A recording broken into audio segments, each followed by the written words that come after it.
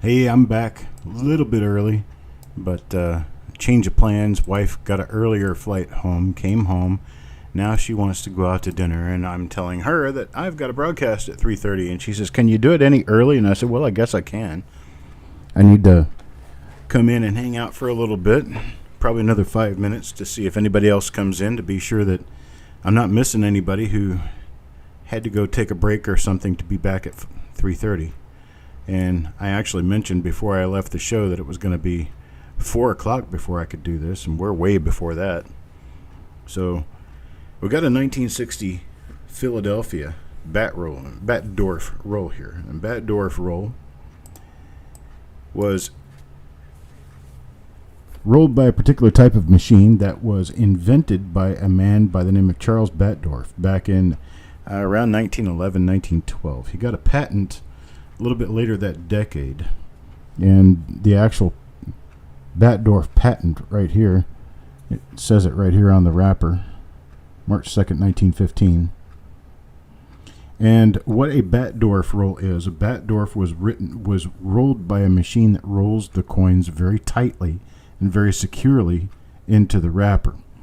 And the wrapper will always have this V-shaped cut, whereas other bank rolls will look like this, and they will have a slash cut that slashes all the way through the paper.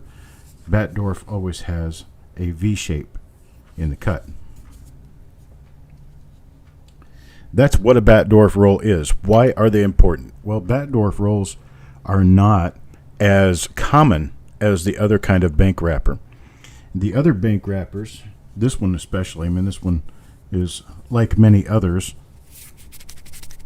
I think you might be able to hear it. You can't really hear that, but the coins actually shake inside inside the wrapper. You can feel them move around inside the wrapper, and you can squeeze the side of the wrapper and actually bring details into view that you wouldn't be able to see normally. Well, with Batdorf wrappers, they are very tight. They're very tight. They're squeezed very tightly into the roll, and you can't shake these and move them. It's also very difficult to pinch the wrapper off to the side because it's so tightly wrapped. What does this mean? Well, for those who like to search through coins and find coins of better condition, generally Batdorf wrappers are going to be the way to go, especially for the older coins. And the reason for that is because the Batdorf wrappers wrap almost tight enough to secure the coins from the air. So the coins on the inside of the roll generally are in much better condition. And so that's what we're looking after here. So that's why a Batdorf wrapper for a 1960 Philadelphia was a kind of an important thing, because 1960 Philadelphia is, well, just not very common in Batdorf rolls. And so this particular roll may actually bring coins in slightly better shape than we would expect. Well, if you can get one in MS67 red, you've got a high dollar coin right there. And that's like a $300, $400, $500 coin at least. But what we're after are actually the plethora of double die obverses and double die reverses that can be found in 1960 Philadelphia bank wrap rolls. You've got 2 or 3 different really nice double die reverses that are extremely thick and very nice looking. They are somewhat common, but in earlier die states, they are very, very difficult to come by. And then you have some double die obverses. Some of those are very nice as well. And so we're going to work on our attempt here. Oh, man, I'm not going to be able to get my camera to work. This is what happens with my camera when it's not going to work properly. That right there. So I'm going to have to restart my computer, unfortunately, because just stopping and restarting this will not do me any good. Because when I stop it and then go back in to restart it, it won't start my camera. It's going to give me an error. It says failure to start. So it's not going to be able to start the camera until I restart the computer. When I restart the computer, it will restart the camera. I don't know how else to solve this problem.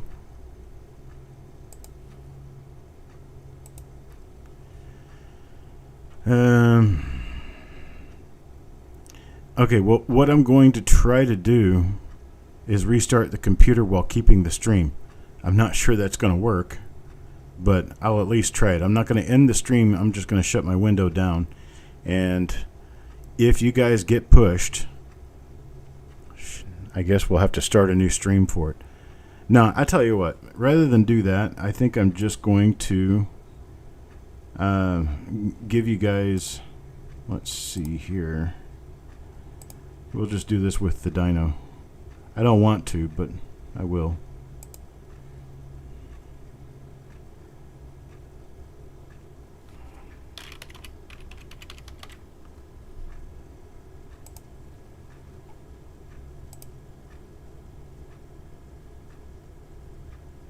Where did it go? It's not even an option. Here it is. Alright, now let me throw a coin up underneath this. Get it focused. So at least I can see what's going on. I didn't want to have to use this, but it is my opportunity at the moment.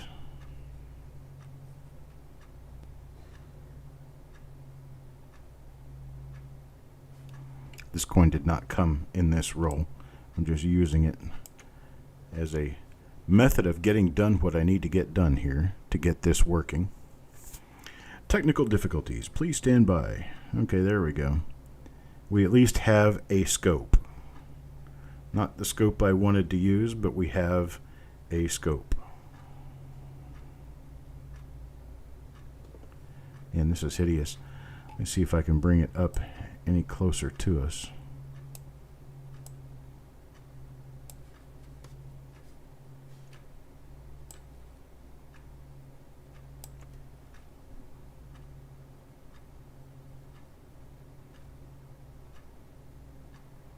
There.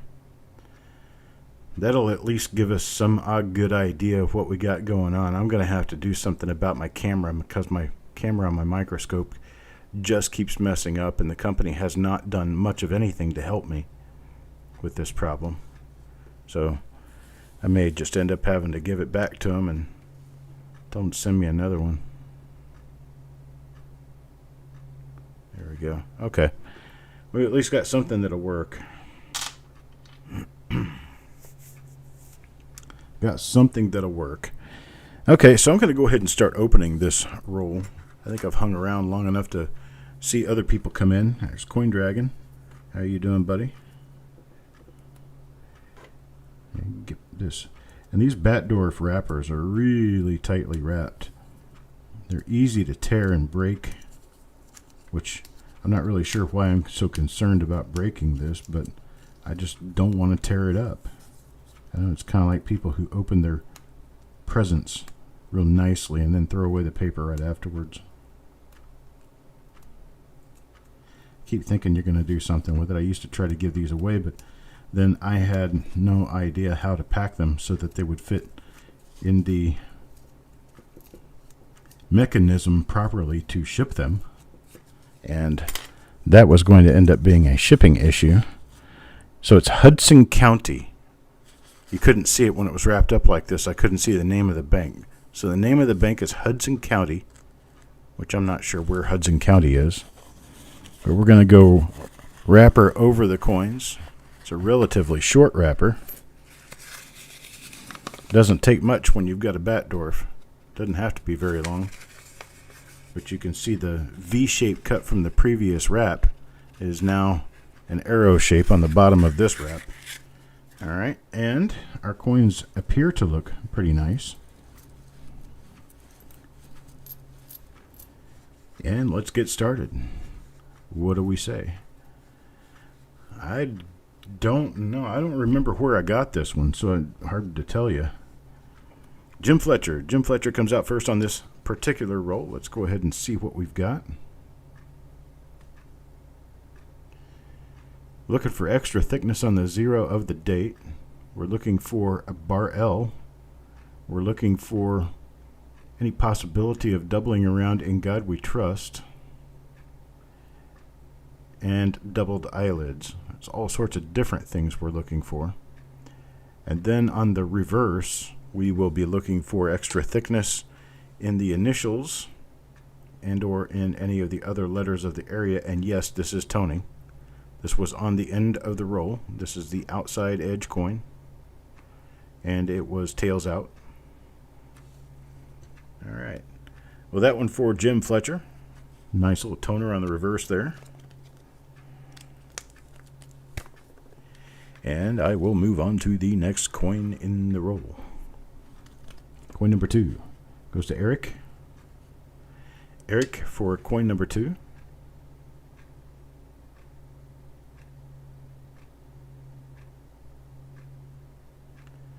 I'm seeing nothing so far.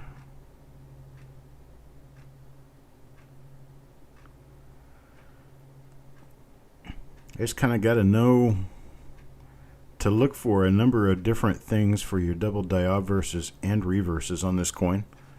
This particular issue is ripe with double dies. Plenty of them out there. You may or may not find them at any given time, which I guess is the case with most others, but it's at least a little more common to find something in 1960 Philadelphia than it would be, say, in 1993 D or something like that. Farm Dog. Let's see what Farm Dog gets.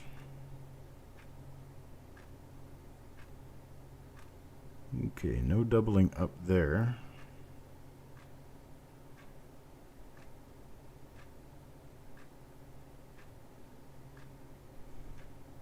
Nothing up my sleeve. How about the other side? And boom. Beautiful double die. Look at that. Bam, bam. Beautiful double die. You can see it here on the A, on the C. You can see it throughout America. Everything is extremely extra thick.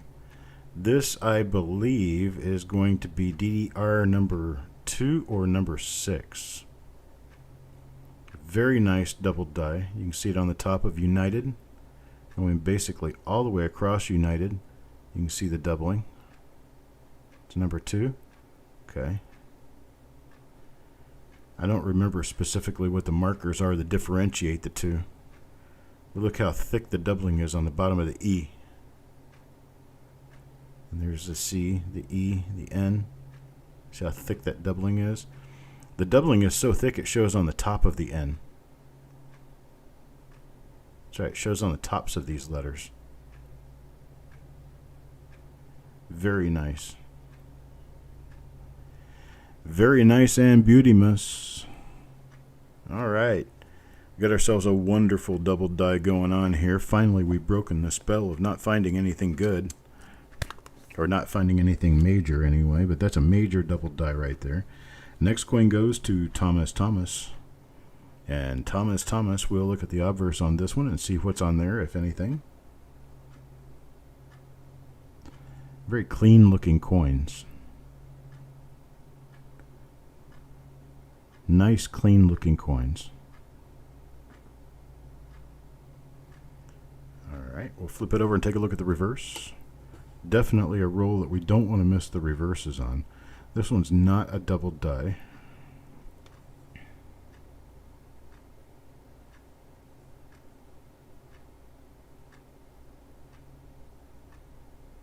Nope, turns out this one is normal. Really nice looking coin. Nice grade. Probably a 66 there. That's a really nice one. I'll get these flipped over so that they're in the right orientation for me. We may only find that double die in this roll, but I would be happy enough if it's only that double die and we find, 8 or 10 of them. Maybe 15. I wouldn't want to be too greedy. This is not one of them. This one's going to Deanne. Let's take a look on the obverse now and see if there's anything at all on the obverse to be watching for. No. Nothing on the obverse. Oh, it'd be really sweet if everybody got one. Typically, you're going to find anywhere between 8 and 12 of these in a roll. Typically. Here's Mr. Murphy. I'd love nothing more than to be able to give Murphy a nice one. But it looks like Mr. Murphy's not going to get a double die reverse out of these coins. And what about an obverse?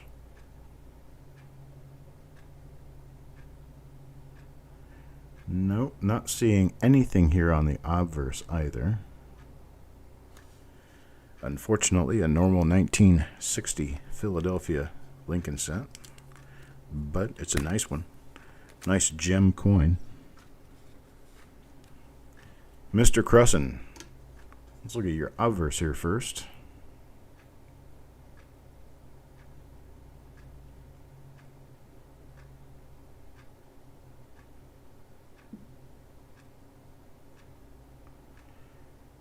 Okay, nothing on the obverse.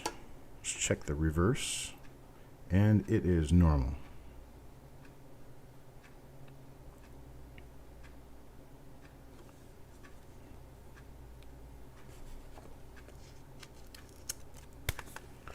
Now number 8. Number 8 is Go Wi-Fi. Go Wi-Fi, check the obverse first.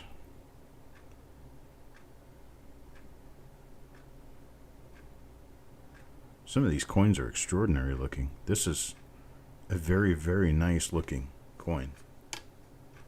See about the reverse, and it is not the double die that we're looking for.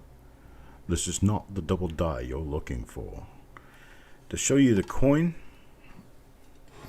I just think this one is extraordinarily nice. It's a beautiful coin.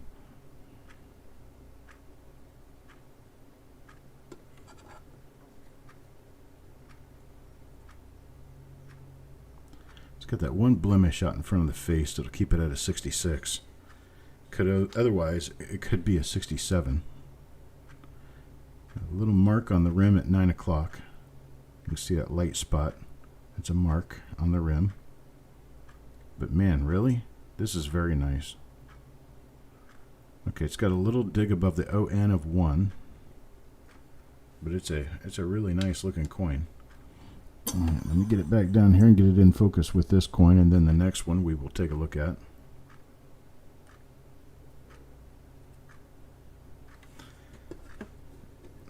This one's for Go Wi-Fi. Coin number 8 in the roll. Now for coin number 9. Coin number 9 goes to Lucy.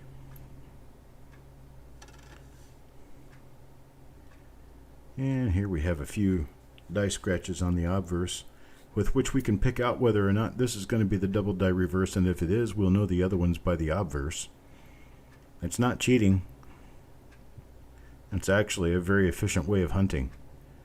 So if you know your markers on the obverse, so we make kind of a upside down V shape with a couple of die scratches out by the 1. Now if we see that die again, we'll know that we have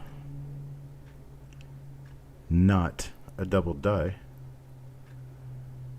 on the reverse. So we will know, the next one we see, we will know before we flip it over that the coin should be normal on the reverse, as is this one. Here's coin number 10. Yo Man. What do we get for Yo Man? Okay, this one's got a little V-shaped flag sticking up out of the top of the 6. Looks like bunny ears. So if we find this die again,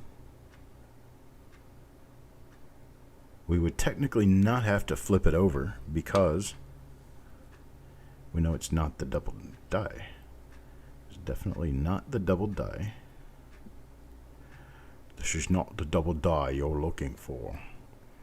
Now if you see what looks like doubling up there on the top of the ES of states, that's actually just reflection coming back in off of the inside of the rim. It's not actually hub doubling, so don't be confused by that when you're looking.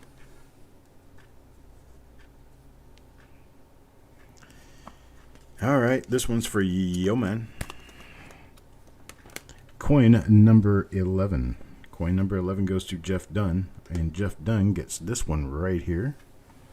And this is one that we have not seen yet, or don't know if we've seen it yet. So we've got this kind of heavy die scratch coming down off the 9, and some more inside the throat area. See if it shows anything for doubling on the obverse first. Okay. Bunch of die scratches through Liberty as well. But we're going to be able to use that one die scratch, that little family of die scratches that pops down off the bottom of the 9. And when we see that, we'll know that we do not have a double die.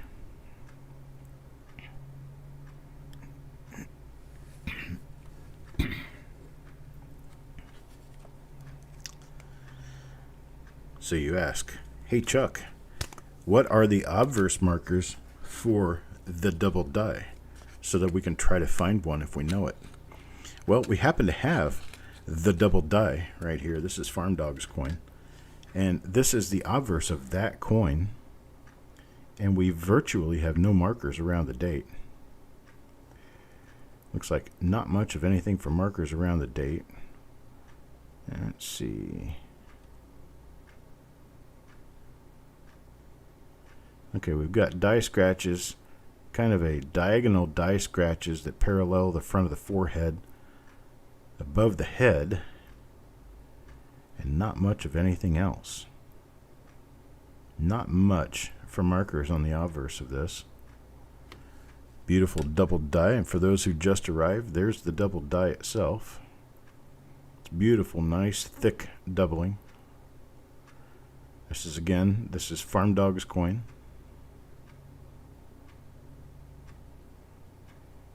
Beautiful thick double die. You can see it all the way through Pluribus Unum.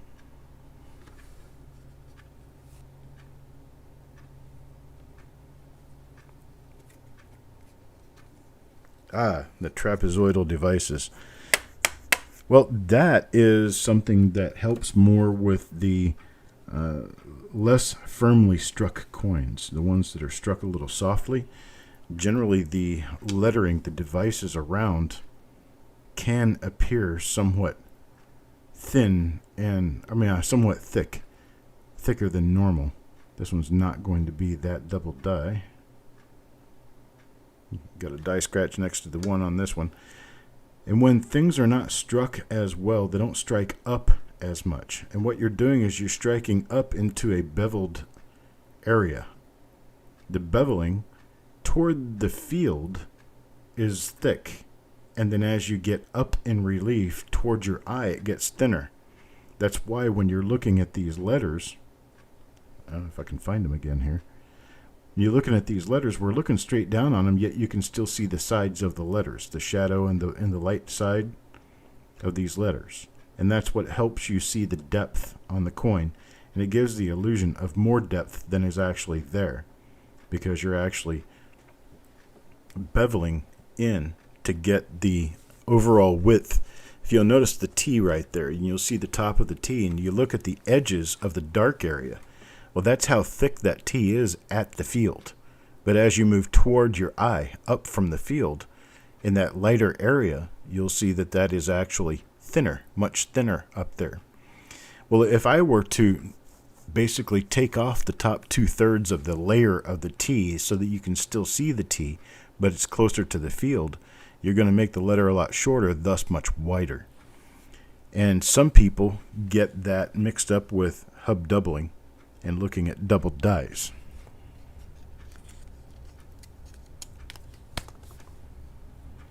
That's what Coin Dragon is talking about. Here's Thomas again. Thomas's second extra coin. And not a double die. Let's see if it matches up with any of the obverse dies that we have studied so far, that we have built into memory. And this one does not really. This one's got a die crack across the head, Actually, a couple of die cracks across the head. We've not seen that yet out of this roll. So we're up to 6 or 7 different die pairs now, which is pretty common. So we should start any time now. We should start duplicating our die markers. Here's coin number 14. This one's for Coin Hunter. Good luck to you, Coin Hunter. Let's see what we find. Okay, we've got a horizontal die scratch running through the 1 of the date. We've got a little die gouge next to the R of trust. This does not appear that it's going to be one of the double dies. So we're looking for anything else that gives us good reason to call this a more valuable than 50-cent coin.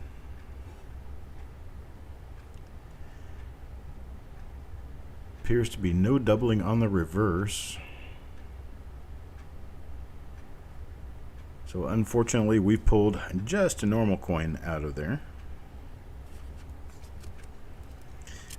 If you imagine that base thing that the elephant stands on at the circus, it has a wider base and then it has a narrower top, and they're usually round. And part of the shape, part of the reason for the shape on that thing is it's built so that it holds weight. But if you think about it and you look at one of those straight down from the top, you're going to see that the top is not as large around as the bottom. The bottom is wide and the top is more narrow. Well, that's what you get, like for instance with these dots. Where they hit the field, they're wider around than they are up higher up towards your eye. And that gives them that three-dimensional appearance. Well, that is the illusion of depth that you get when you look at a bas-relief sculpture, which is BAS relief. Bas-relief is the word for this type of sculpting,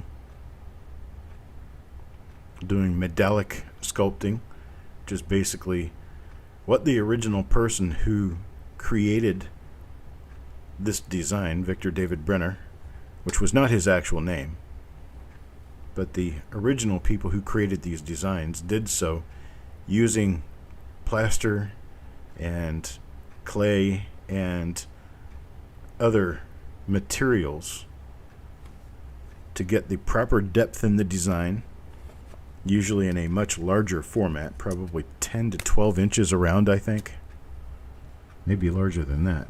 And the coin is a mere 3/4 of an inch around. So that's a 0.75. So if they did it, let's say at 7.5 inches, you can take it down 10 times and get 0.75 inches.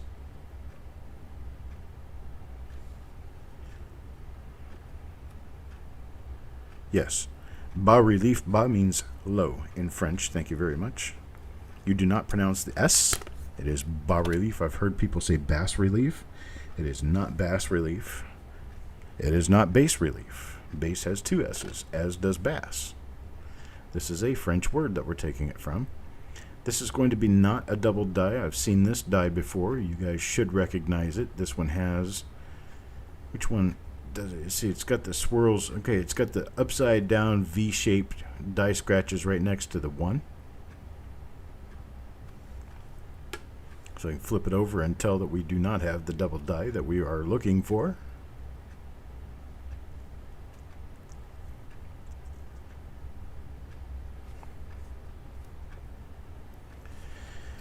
I took a class on bas-relief sculpting from Heidi Wastweet. It's been about 6 years ago now. And I've always wanted to go back and do it again and again and learn more as I go along so that I would know what I'm doing when creating sculpture of this type. But I've just not had the opportunity to really go back and do more studies. What I wanted to do was redesign the obverse of the Lincoln Cent the way I would like to see it.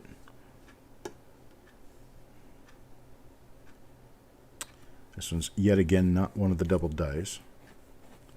I can tell you that once I saw the forehead area on the obverse. Get back over here. I have trouble sometimes grabbing my little piece of board that I use to move the coins around underneath the scope. I'm not actually touching the coin while it's under the scope. Yeah, let's see. Coin number 20. Yo, man. Back to Yo, man. Well, maybe Yo, man might get one. Nope, not seeing the right die markers for that. This one's got the die cracks on the forehead, which tells us it's going to be a normal coin. And there it is, your normal coin. I have my ideas with the Lincoln Cent that I would like to do a little more pizzazz with the lettering on the obverse. Here's one for Go Wi-Fi.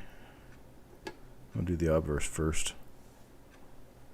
This one's definitely not one of the double dies. It has that die scratch, that little family of die scratches popping out of the bottom of the 9.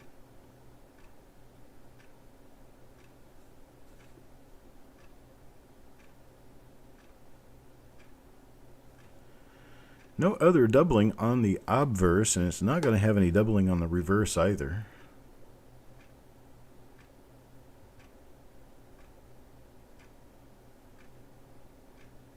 Unfortunately so.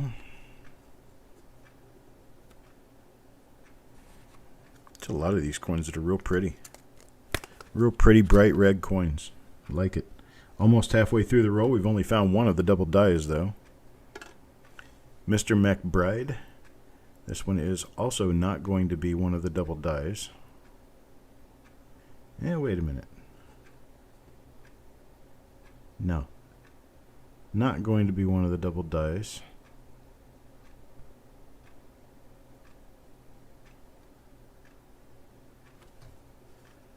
I'll flip it over and see. And for sure, and for once, I was right.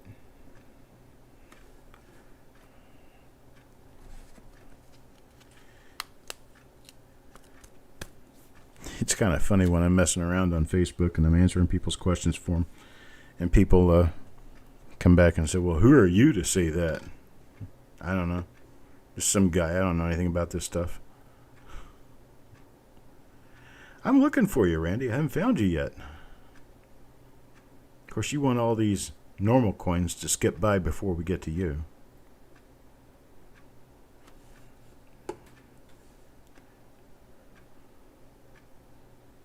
Die crack coming off the upper cornice, the right cornice. Interesting little die scratch there too. There's not a whole lot that we can do to make these any more entertaining than they are. We have a few decent markers, but markers don't really mean a whole lot unless you've got a die variety to be looking for.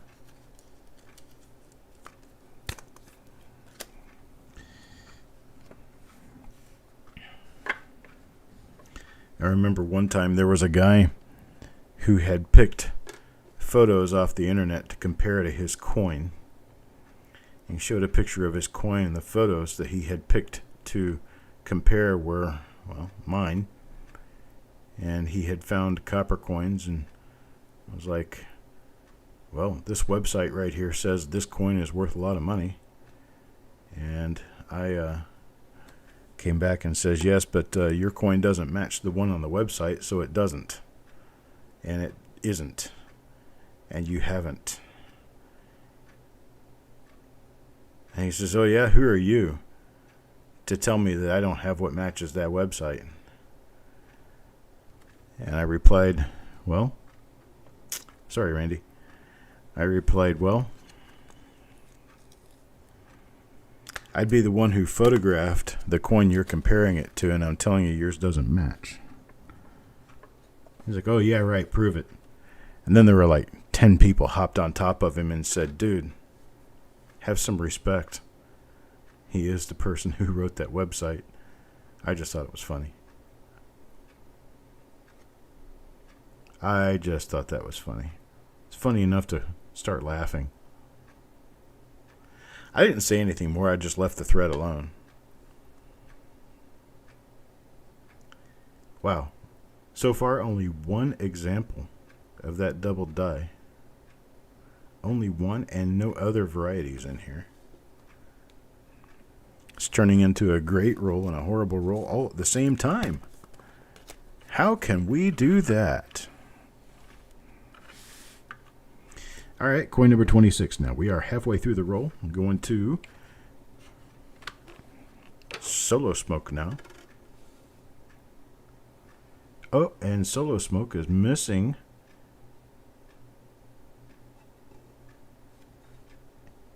any real markers.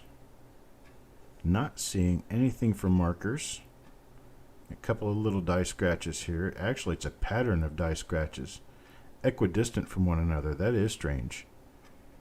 You've got one there, 2, 3, 4, 5 or 6 die scratches that are very, very equidistant to one another. You want to see the reverse side? Everybody's impatient. Okay, the reverse side on this one is normal.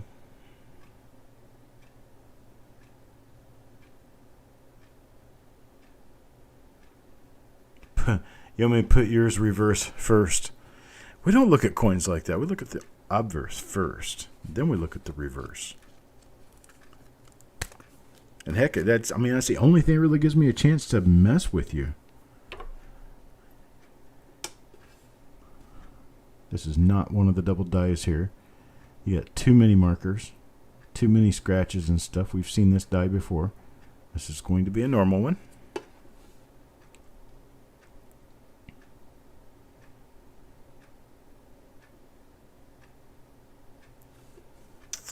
Yep, unfortunately, that's a normal one.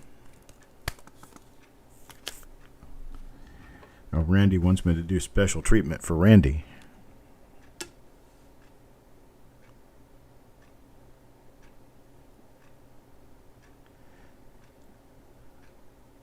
This one is not the double die.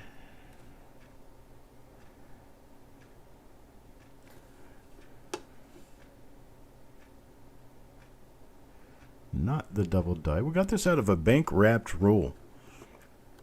So unless somebody was messing around at the bank and had just the little tiny bits of leftovers of a roll and then poured another bag into the counter, and the old bag was the one that had the double die, then it would be likely that you could only have one per roll. But there's not a whole lot of circumstances that leave you that way. Okay, here's Randy. Here's Randy, Mr. Special Treatment. Okay, how much do you trust me, Randy? You trust me a lot? Or you don't trust me?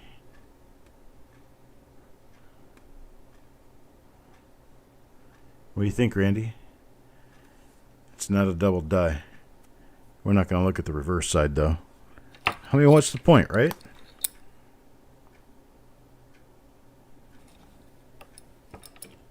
Right?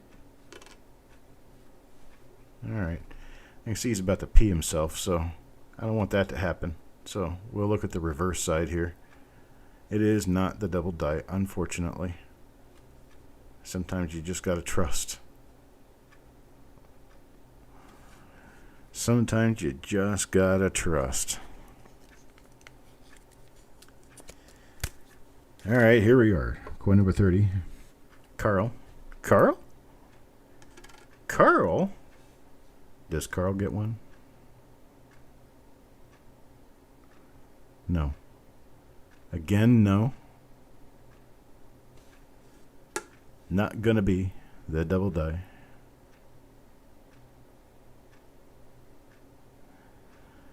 I know the markers as soon as I see them.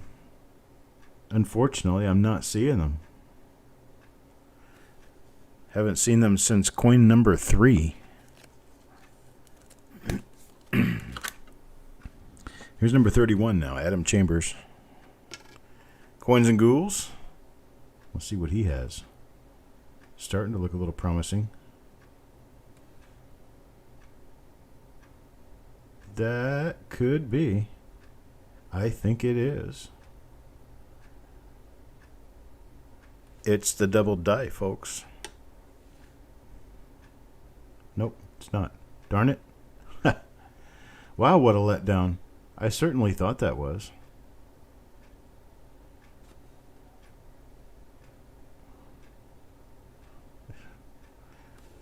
Wow. Sorry. I thought that was one of the double dies. But it is not. Coin 32. How about Marshall? Mr. Marshall, what does Mr. Marshall get? You guys only want to look at the reverses? I mean, we can always do that. This is definitely one of them, I think. Maybe not. We'll have to flip it over and reacquaint ourselves with markers on the reverse. I do believe this may be one of the double dies. Maybe. It is not.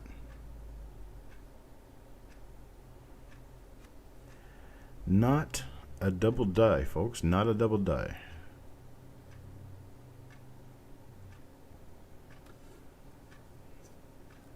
Randy got CPR.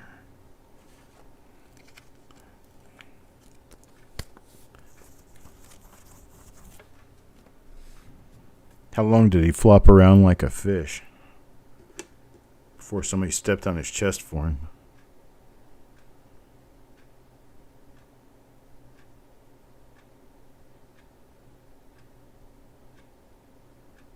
That's right. Didn't have any die scratches around the date, only above the face. I remember that now. It was almost devoid of any real decent die scratches. This is not one of them either.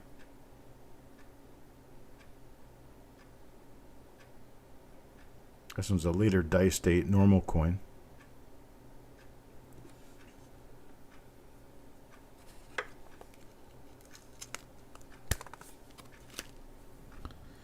Now, coin number 34 for Adam Connor.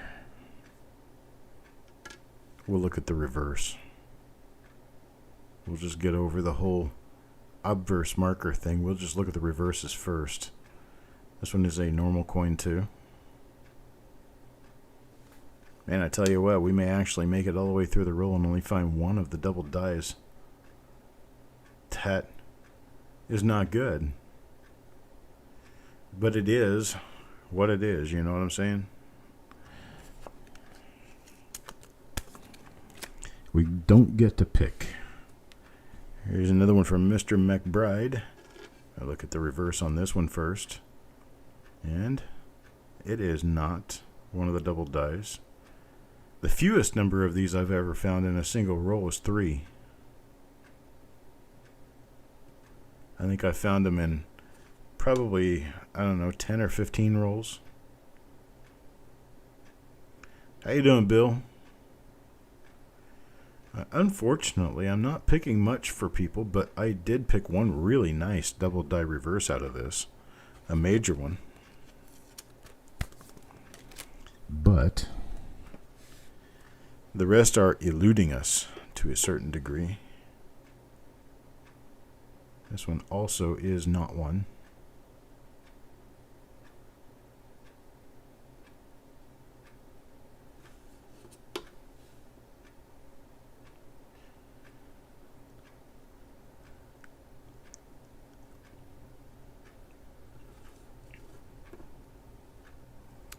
All right, nothing there. Now, number 37. 37. Mike Birchman. Mike Birchman.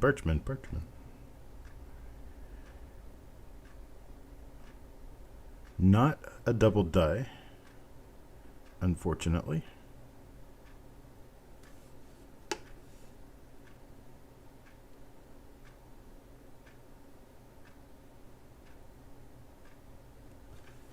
Ugh.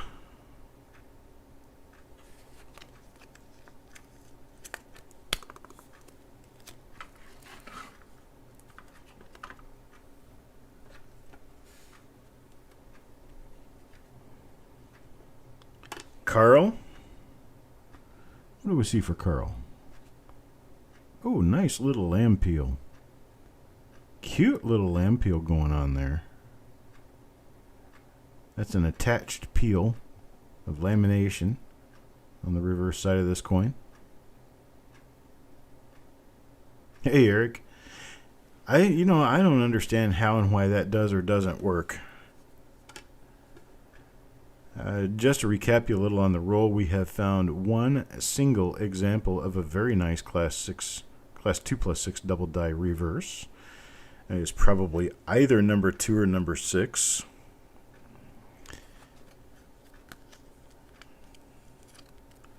Coin Dragon seems to think it's number 2. I have no argument about that. I'm pretty sure he's right, as usual.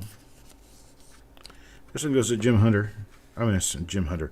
Jim Hunter played baseball for the New York Yankees back in the 70s. This is Jim Fletcher. How about that? Jim Fletcher. What do we have here? I'm seeing a couple of die scratches up there. Maybe. It may just be possible. But it's not. Not a double die. Not the double die you're looking for.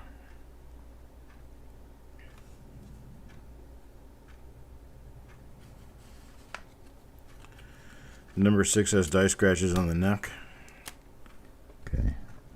This one is a mid to late die state, so it's going to have whatever markers would generally be available for that die. This one is also not a double die. This one goes to Eric. Another nominal reverse. And the obverse.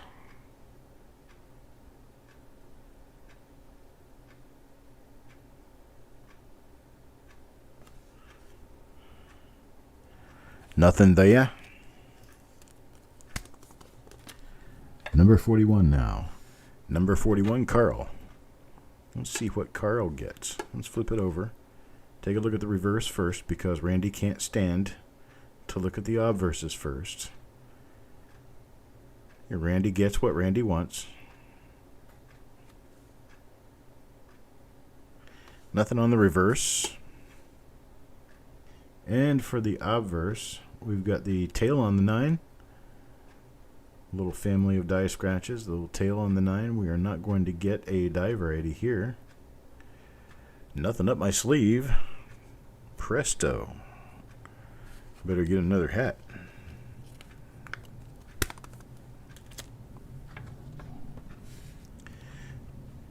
Mr. Marshall. Let's look at Mr. Marshall's coin. And we have nothing on the reverse on this one. Wow.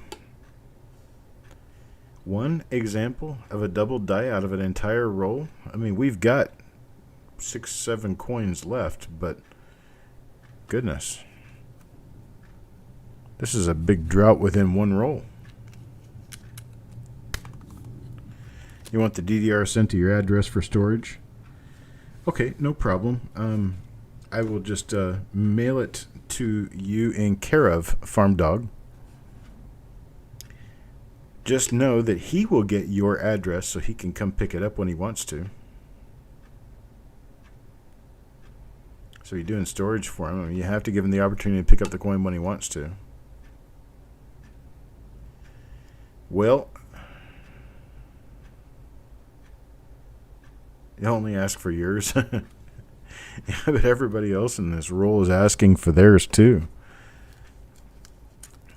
Unfortunate thing. Yours is still buried in some other tube someplace. There's Adam Chambers. Adam Chambers.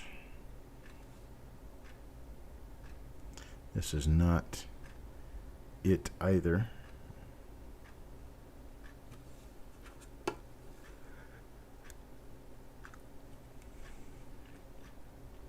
Not a double die.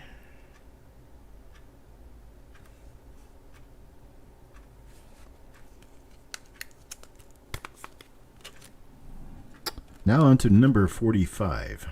Randy! We're going to look at the reverse first on this one, because Randy can't stand to look at it any other way. He doesn't like the suspense of being held back. So let's go ahead and look at his coin. There you go. That's a good look at the reverse on that one. And it's not the double die, unfortunately. Sorry, Randy. Might as well look at the obverse while we're here. Right, Randy? I mean, you never know when you might actually hit a double die obverse and get the only one in the roll, right?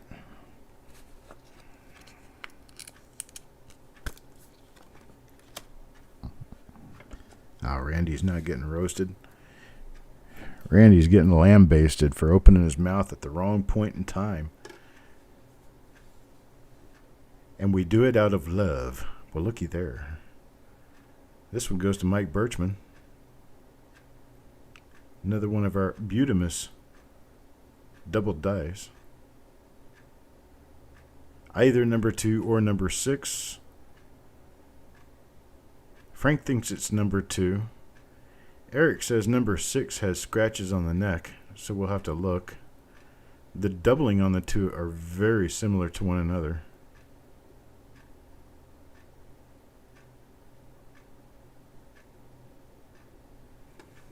This is definitely another example of it. We have die scratches on the neck, so I think this is number 6.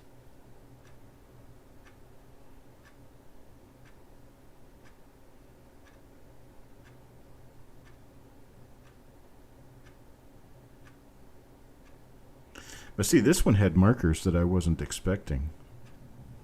But it had the markers we were looking for, which are the die scratches that are mostly parallel to the forehead, and then not much of anything in or around the date. So there we go. There's Mike's coin, second coin in the roll that is one of these double dice.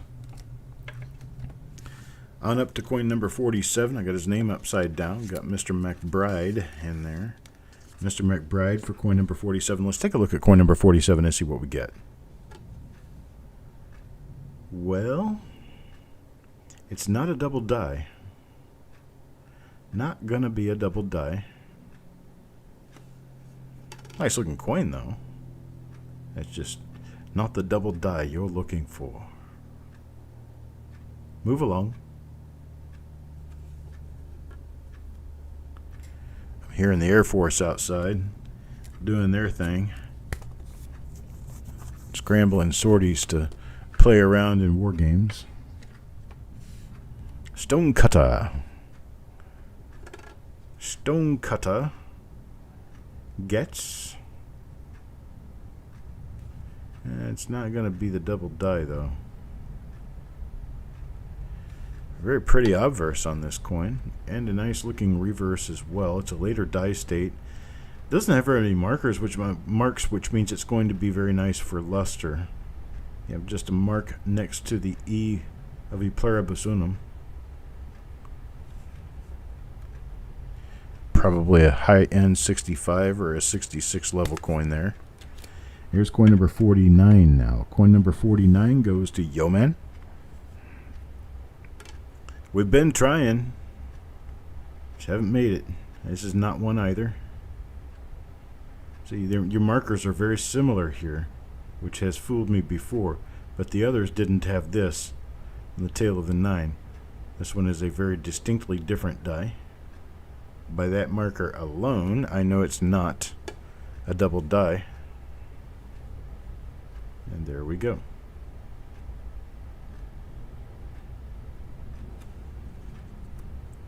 And here we are down to the end of the roll. The end of the roll will belong to Mr. Chambers, Adam Chambers. And let's see what we get. We're going to do obverse first or reverse first? You want to see if you can pick the marker? Or do you just want to look at it and see if it is one? Let's do it this way. Let's see if we can pick the marker. You know, the obverse was stuck out to the weather. It is one. How about that? This is one of the double dies right here. Well, I was so certain of it before, so let's check and see. Yes, it is. It is one of the double dies. So Mr. Chambers will get one of these as well. This was on the end of the roll, so the obverse is kind of toned out, got a few spots on it, but the reverse is beautiful.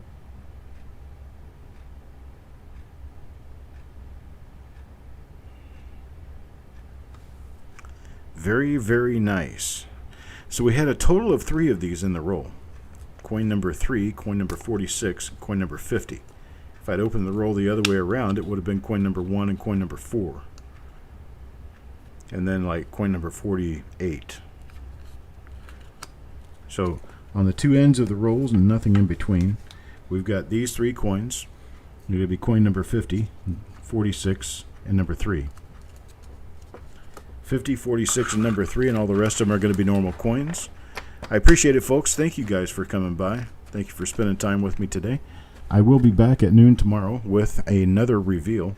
Let's see. Tomorrow's reveals begin with 1959D. 1959D. A lot of possibilities in that one. Then we have a 1958D. And then to top off the day, we're going to be opening a 1969 S roll. I don't generally ever really look for the double die obverse. I mean, it will kind of come out and slap me in the face.